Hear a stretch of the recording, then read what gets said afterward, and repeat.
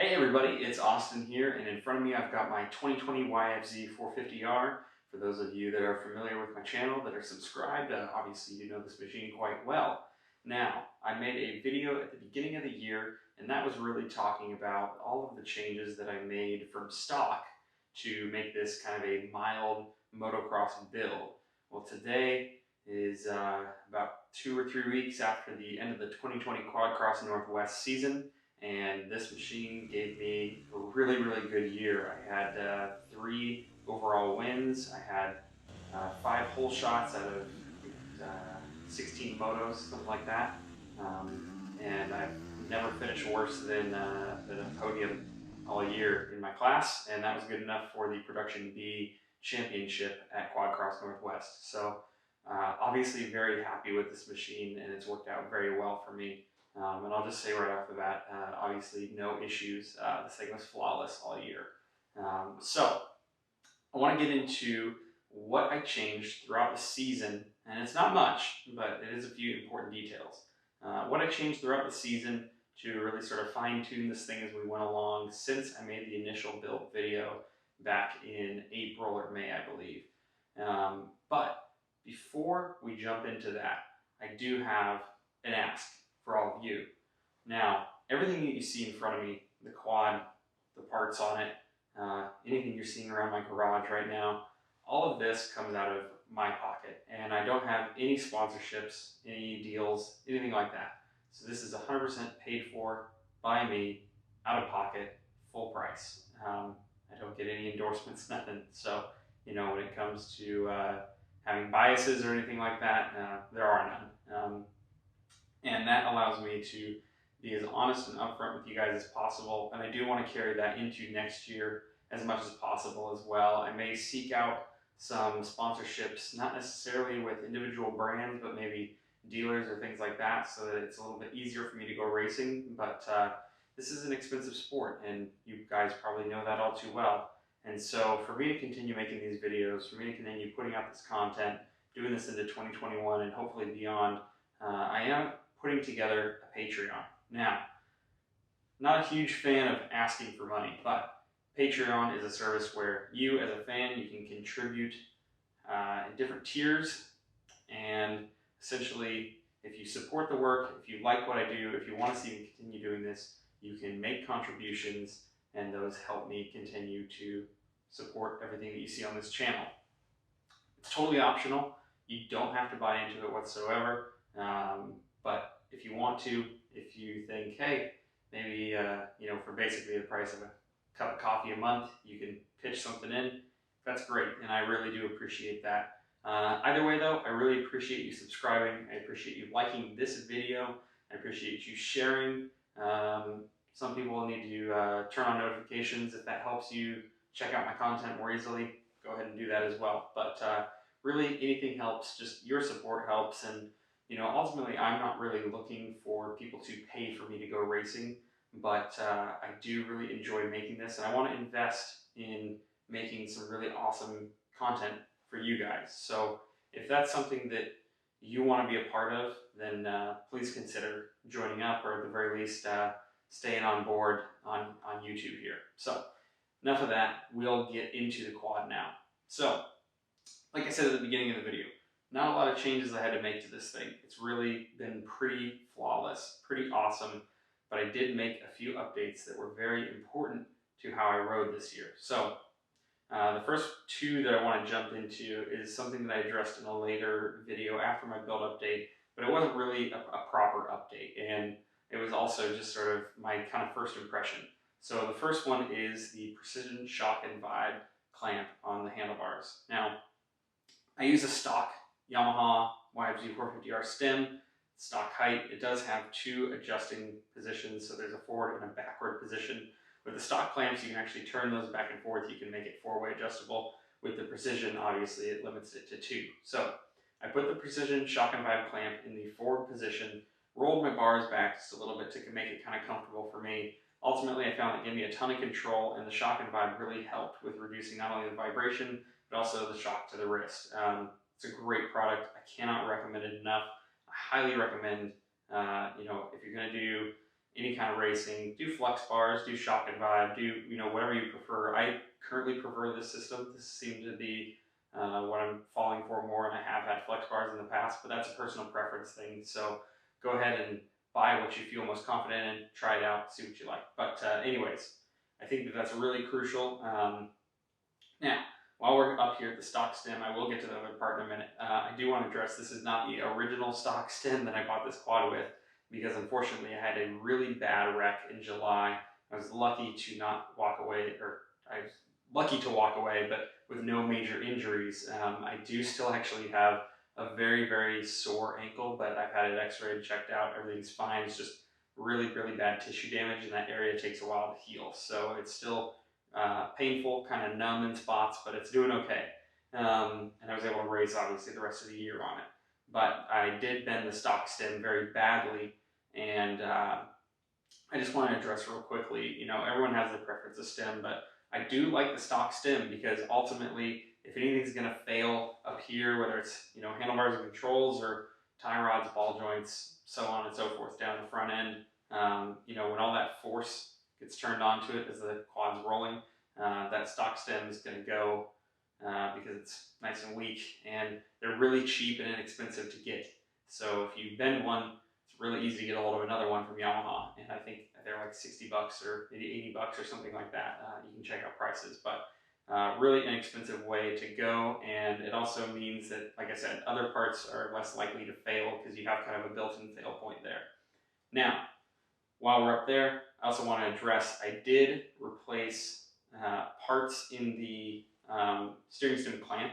So when I did initially have that crash, I thought that I ruined the stem clamp as well. Luckily I didn't, and the stock clamp being plastic, again, it's a really great spot for a failure. I do see a lot of products that are either billet or poly that replace the stock clamp with something a little more firm and secure, and I'm not opposed to that whatsoever, but I will say that having the kind of stock, really, you know, easy to flex clamp system that the Yamaha comes with, it's not only cheap and easy to replace, it's also again a great fail point. It's not going to put that kind of stress on something like the frame, for example, when those forces are being leveraged by the stem. But I did replace part of it with a JM Industries carbon fiber kit. So that doesn't really change too much in the handling department as far as I can tell. But what it does do is it reduces the weight from those steel inserts and steel plates that hold that piece together. So really do like that. It wasn't very expensive. It's kind of a gimmicky thing, but it does reduce a little bit of weight, so I'm all for it. And while I was taking all that apart, I figured, why not? Now, at the same time, I did also, in that same wreck, ruin my kill tether, so I had to actually pull it off of the LTR and put it on this one. The other change that I made that was really crucial that I mentioned in a previous video is the linkage. I went to a Tech linkage. I had to adjust the shock settings a little bit, and I am going to still tune in the ride height now that the season's over and I can play around a little bit more. I was perfectly comfortable, but I think the quad could be a little taller now. I don't want it, you know, so low that I'm bottoming really easily, but the Tech linkage that I added to this quad, it completely changed the characteristics of the handling.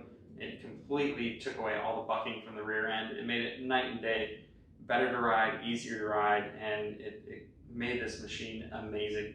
It was so smooth all over, whether it was hard pack, whether it was rough, whether it was big jump landings or, you know, singles or whatever the case may be. It was flawless all the way around, and I cannot recommend this enough. If you're going to run stock suspension on your YFZ, pick up a linkage like this. It's going to make all the difference in the world from my experience. Some other modifications that I want to talk about. One is the subframe braces that I've added to this quad, and that was a sort of result of that crash that I had. Essentially what happened is I jumped, I landed halfway off of a jump and then rolled several times, and luckily didn't have any damage to the subframe, but that rear end of the quad took a lot of impact in that crash, and it got me to thinking I should probably reinforce that subframe because YFZs are notorious for having weak subframes. When your subframe goes, it can ruin your wiring harness, it can ruin your exhaust, it can ruin a lot of other parts that are expensive and hard to replace. So I didn't go with anything fancy. I didn't want to completely change the way this quad handles. I just wanted to add a little bit of reinforcement, a little bit of insurance, a little peace of mind. So I actually went with a brand that I'm not actually familiar with at all, called Force Parts Racing, and I just got their basic subframe braces in a matching silver to the rest of the. Now, I don't want to say anything negative about this company, but like I did say, I don't know a lot about them. From what I can tell, it doesn't seem like they are, I guess, kind of one of your, Walsh or, other kind of prominent aftermarket brands that build stuff like this. But at the end of the day, it's a piece of tubing to support the subframe. It really doesn't take much to create that triangulation and add another point of contact to the frame to distribute some of those forces. So I feel very good about this product, and I feel very comfortable. I would say if you're going to look at these guys, just make sure, do your homework, make sure that what you're buying you're comfortable with. I don't want to recommend a brand, and I also don't want to steer you clear of a brand either. I think, check it out for yourself, see what you like. But as far as these subframe braces go, I added these in early July and then raced 2 more times and had a lot of practice hours on them. They held up great, they look great, they work perfectly fine. It doesn't really change the handling of the quad for me that much. I would say maybe it seems like the rear end's a little more stable because it took some of that flexibility out, but hard to say. Other modifications that I made. I changed out the bar pad. So I have ODI bars, ODI grips, and the precision shock and vibe clamp, but I did change the bar pad to a neck-in bar pad. Now I have these bars on my dirt bike, and so I had this spare bar pad laying around, and I decided to throw it on. I would like to eventually try the neck-in bar just for comparison on this quad. But for this year, all I did was I just threw on that bar pad, and the reason why is because they actually have probably the most sort of thoughtful bar pad system that I've ever seen, rather than just your traditional kind of piece of foam that mounts to the top and then you Velcro the cover around and that holds it all together. This is actually like a plastic base that zip ties to your handlebars around your clamps. Then you press your foam bar pad into that base and you wrap the bar pad cover just over the top and Velcro it to the base. Your bar pad is really virtually impossible to remove without those zip ties somehow failing. And it's super secure, it's super great. I ended up picking a different color cover for my quad just to kind of match the look here. And I did have to modify the openings in the clamp holes in that base so that it would accept the precision shock and vibe. But as far as just finding a good bar pad for these clamps, I mean, it's not to say the precision bar pad doesn't get the job done, but it's certainly not my favorite. Whereas this, I think it really works well. And it's like I said, about the best bar pad that you could possibly have as far as design goes. So I will eventually be trying the bars, but I will just say even the bar pad, it's an awesome piece. The Nerf bars. I did blow out the original Nerf nets that came with my factory 43 bars. So I replaced those with a set of JSR Moto reinforced Nerf nets. I only did the reinforcing in the heel because I don't really tend to ever end up with my feet in that front area, and I've never seen wear there for me personally. You can get those reinforced as well, and if that's something that you feel like you need, obviously go for that. But I did put only 1 practice day and 1 race day on these JSR Nerfs, so we'll see how they hold up over time. But I can already tell they're holding up way better at this stage than the factory 43 ones did. And I think these are great products. So if you tend to blow out those heel nets, definitely spring for these. They're a little more pricey, obviously, but for what you're getting, it's pretty good insurance, and they're not likely to fail. Also, another little piece that I added was the PEP Easy Pull clutch arm.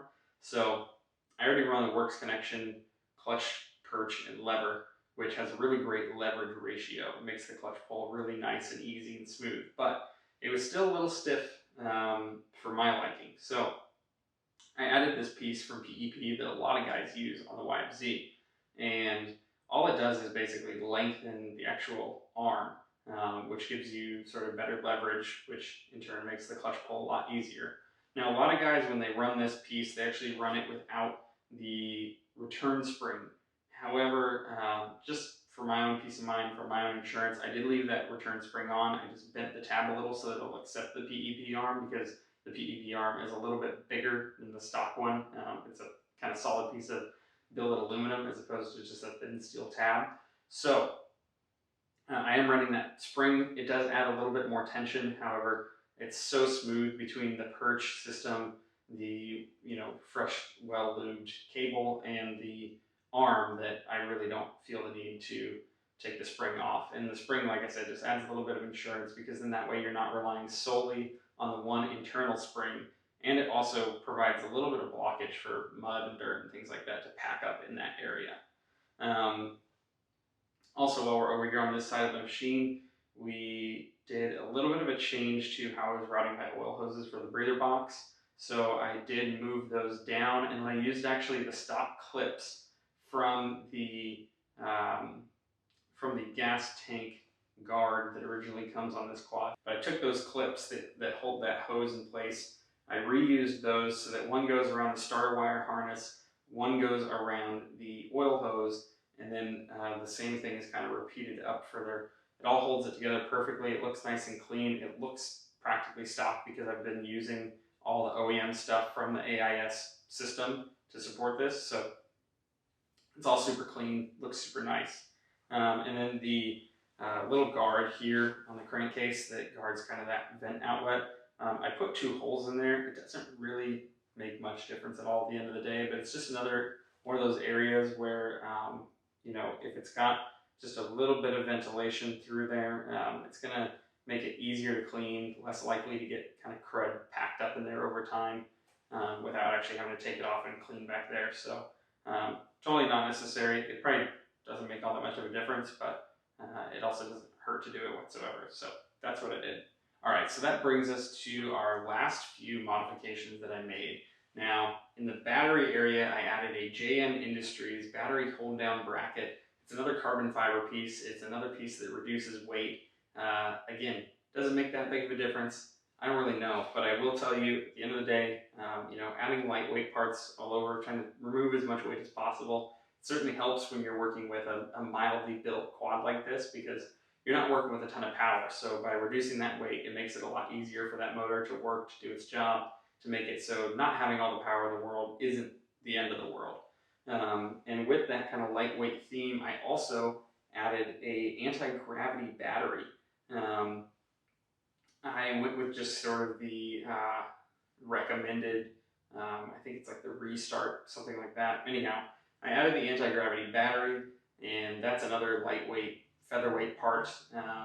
I didn't add that because I was trying to reduce the weight, though. I actually added that because my stock battery died pretty quickly, and I figured it was a good thing to throw a new one in there. So if I'm going to throw a battery in, might as well throw in kind of the best one I can get. A lot of guys use different versions of anti-gravity batteries and featherweight lithium-ion batteries, whether it's from different dirt bikes or different quads or different cranking amps or whatever the case may be. But for me personally, I just went with this, kind of not direct replacement, but basically the most direct replacement that they sell, rather than kind of springing for something more wild and out there. Not that those systems don't work perfectly fine, but for me personally, I didn't feel the need to take it to that next step with this build. So that'll bring me to my last modification, and then I'm going to talk about one thing I don't like about this quad, and then we'll wrap this thing up. So, final modification that I made was to the brake lever. Now, the brake lever, there's really nothing wrong with it at all, but I was noticing that on starts, I was kind of fishing for a place to really get a good grip with my foot, really get kind of locked into a good position to where I could get a good jump off the gate. And so what I ended up doing was taking a Dremel, and I cut a flat edge on the back side of the underside of the brake pedal tip. And then in that, I took a file and I notched teeth into it that practically matched the teeth that are on top of the pedal. Now, what that allows me to do is actually hook the toe of my boot under that brake pedal. and it gives me a little bit of a better way of kind of hooking myself in there, getting my weight really down, down low, down into the front of the machine so that I can get off the line really well. I've seen this modification made on dirt bikes, particularly on like the factory Yamahas. I've seen it up close and personal, but I figured, hey, why not steal it?